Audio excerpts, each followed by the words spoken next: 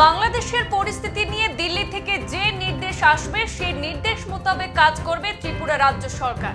ত্রিপুরা সরকার সর্বদা নজর রেখে চলেছে পরিস্থিতির দিকে এবং ভারত সরকারের সঙ্গে কথা হচ্ছে বলে জানিয়েছেন মুখ্যমন্ত্রী অধ্যাপক ডক্টর মানিক সাহা।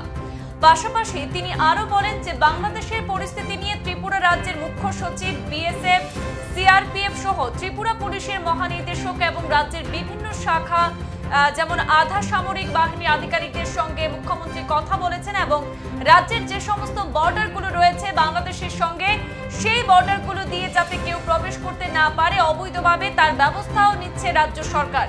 পাশাপাশি বাংলাদেশে হিন্দুদের উপর যে আক্রমণ হচ্ছে তাতে ওই দেশের কিছু মানুষকে এগিয়ে আসছে তাদের উপর যাতে আক্রমণ না হয় তাদেরকে পাহারা পর্যন্ত দেওয়া হচ্ছে। এই বিষয়ে মুখ্যমন্ত্রী বলেন যে এটা একটা ভালো উদ্যোগ এবং এই কারণে বাংলাদেশের যে শান্তি সম্প্রীতি বজায় থাকবে বলে জানিয়েছেন এবং সাম্প্রদায়িক হিংসা ছড়াবে না বলেও মুখ্যমন্ত্রী এটাকে ভালো উদ্যোগ বলে মন্তব্য করেছেন। দেখুন, গতকাল বাংলাদেশের পরিস্থিতি আপনারা সবাই জেনেছেন এবং আমরাও সেদিকে নজর রেখেছি। দিল্লির সাথেও আমি কন্টিনিউয়াস আমার যোগাযোগ আছে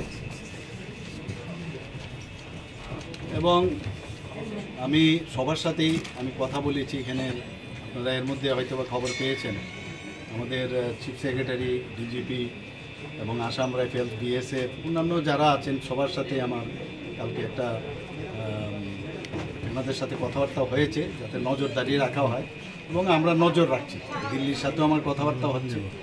তো এইগুলো যখন দিল্লির থেকে যে নির্দেশ আসবে সেই দিকে আমরা কাজ করব। এখন আমরা বলে দিয়েছি সমস্ত যে বর্ডারগুলো আছে যাতে কেউ না আসতে পারে সেই ব্যবস্থা আমরা করেছি। এই মুহূর্তে আমরা কাউকে অ্যালাউ করছি। বিএসএফ তো বর্ডারে পাহারা দিচ্ছে, এছাড়া পুলিশ নিয়ে কোনো ট্যাক্স ফোর্স বা পুলিশের আলাদা কোনো দায়িত্ব না? তো আমি বললাম তো ডিজিপি সাহেবের সাথে কথা হয়েছে, তো ইন্টেলিজেন্ট ডিজিপি ওনার সাথেও কথা হয়েছে, বলা হয়েছে যে কোঅর্ডিনেশন করার জন্য। এই যে আমি 5-6টা ডিপার্টমেন্টের কথা আমি বললাম, ওনারা সবাই একজন আরেকজনের সাথে যাতে কোঅর্ডিনেশন করে, কোথাও কী সমস্যা বা কোনো যদি বর্ডার এরিয়াতে কোনো প্রবলেম হয় একজন আরেকজনের সাথে যাতে কোঅর্ডিনেশন করে। আচ্ছা, দিল্লি থেকে কি গতকালকে কোনো নির্দেশ এসেছে? আমার সাথে কথা হয়েছে, নির্দেশ হয় না, আমাদের সাথে কথা হয়েছে যে মানে এখন কী পরিস্থিতি আমাদের ত্রিপুরাতে, বাংলাদেশে এই উদ্বেগজনক যে অবস্থা তাতে আমাদের কোনো সমস্যা হচ্ছে কি না আমার কাছে জানতে চেয়েছে। আমিও বললাম যে এখন পর্যন্ত তো সব ঠিকই আছে, কোনো সমস্যা নেই। স্যার, বাংলাদেশে কিছু হিন্দুদের বাড়িতে আগুন দেওয়া হচ্ছে মন্দির, এই বিষয় নিয়ে আপনার কি বলেন? না, এগুলো তো হওয়া বাঞ্ছনীয় না। আমরা তো এগুলো কোনো অবস্থায় আমরা এগুলোকে ভালোভাবে নিই না এবং এর মধ্যে আমি দেখলাম ওখানকার যারা সংখ্যাগুরু সম্প্রদায় তারাও কিন্তু আবার এই বিষয়টা আজকেও আমরা দেখলাম অনেকগুলো সোশ্যাল মিডিয়াতে ওরা কিন্তু এটা বাধা দিচ্ছে। ওরাও কিন্তু এখন তাদেরকে প্রোটেকশন দিয়েছে। কালকে রাত্রেও আমি দেখলাম অনেক জায়গায় অনেক যারা স্টুডেন্টরা তারাও কিন্তু বেরিয়েছে, যারা সংখ্যালঘু যারা আছে তাদেরকে যাতে তাদের বাড়ি করে হামলা না হয়, উজ্জুতি না হয়।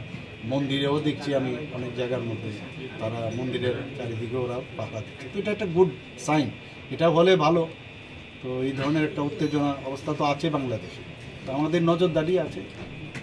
Sir, has it anyway hampered our business with Bangladesh because we have import-export business with Bangladesh? Here you have seen that we are supplying the electricity right now.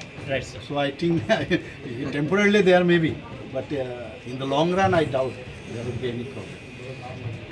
Sir, আজকে সংবাদ এই পর্যন্তই। ফিরছি পরবর্তী অন্যান্য আপডেট নিয়ে। ধন্যবাদ।